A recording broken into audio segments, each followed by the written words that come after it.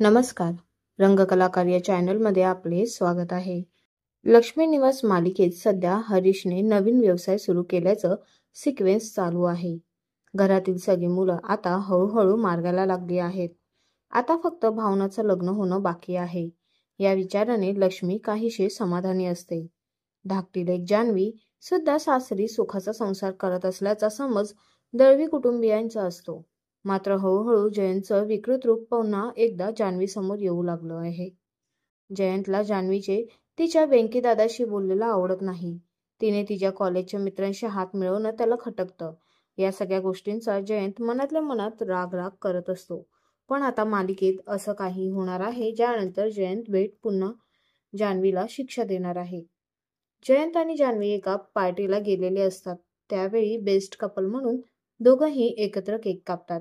उपस्थितींच्या विनंतीला मान देऊन या कार्यक्रमात जान्हवी गाणं गाते. आपल्या बायकोने सर्वांसमोर गाणं बोलू नये अशी जयंतची इच्छा असते.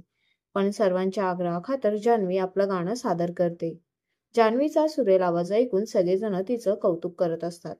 हे दृश्य पाहून विकृत जयंत त्याच्या हातातली ग्लास फोडतो. दोघंही घरी येतात आणि त्यानंतर जयंत शिक्षा म्हणून जान्हवीला पुन्हा एकदा गाणं गायला सांगतो.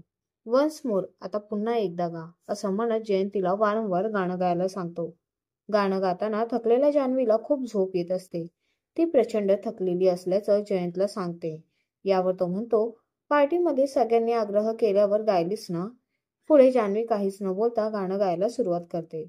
प्रचंड झोप येत असूनही ती गाते.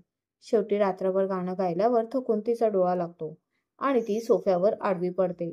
दुसऱ्या दिवशी सकाळी लक्ष्मी जान्हवीला विचारपूस करण्यासाठी फोन करते. तेव्हा जान्हवीचा आवाज काहीसा अडखळतोय, नीट येत नाही हे लक्ष्मीला जाणवतं. रात्रभर गाणं गाऊन तिचा घसा दुखत असतो.